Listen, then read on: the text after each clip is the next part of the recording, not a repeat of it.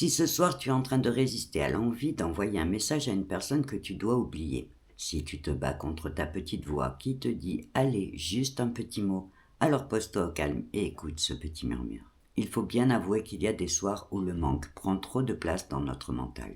Tes pensées tournent en boucle et tu ne peux pas t'empêcher de ressasser tous les mots que tu aurais encore envie de dire à cette personne. Tu as beau essayer de te convaincre qu'il faut tourner la page et l'oublier, ton petit cœur souffre de cette absence. Alors, si je te disais qu'en réalité ce n'est pas tant cette personne qui te manque, mais plutôt l'histoire, la connexion et la petite étincelle qu'elle représente pour toi. Du point de vue neuroscientifique, on connaît bien cette dualité entre le petit cerveau rationnel et le cœur, mais il faut aussi savoir que quand un lien important pour toi disparaît, ta petite amygdale cérébrale qui est chargée d'assurer ta sécurité physique mais aussi émotionnelle s'active pour prévenir ton petit cerveau reptilien que tu ne vas pas bien, pour qu'à son tour il enclenche le mode automatique de défense. En sachant que comme ton cerveau n'aime pas le changement mais qu'il préfère la stabilité et la sécurité, il va alors tenter de t'envoyer une petite solution toute simple, comme par exemple envoie-lui ce petit message.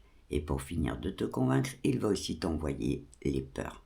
Celle de l'inconnu, celle du rejet ou celle de la perte de contrôle. Et tu auras beau essayer de résister, de te raisonner, tu vas te sentir submergé par tes émotions et par le manque. Alors tu sais quoi ? Il y a une chose sur laquelle tu ne dois jamais douter. C'est que si tu as pris cette décision avec conscience, c'est que tu savais au fond de toi que c'était la bonne. Et même si c'est si difficile d'y résister ce soir, dis-toi que c'est une belle preuve de ta puissance intérieure.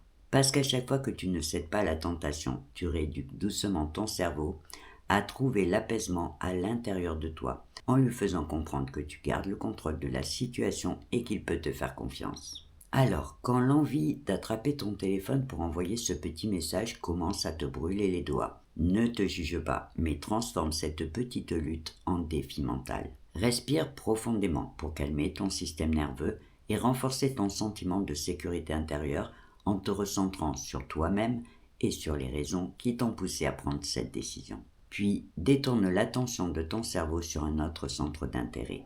Lis quelques pages, écoute une musique ou téléphone à un ami.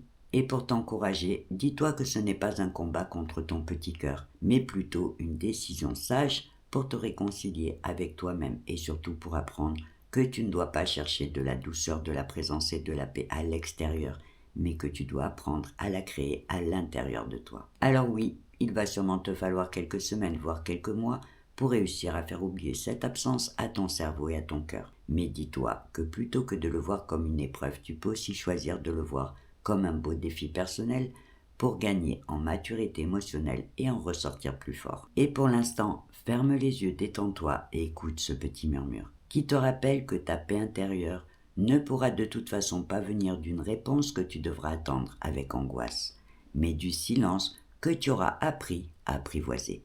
Et sur ce, belle nuit à toi.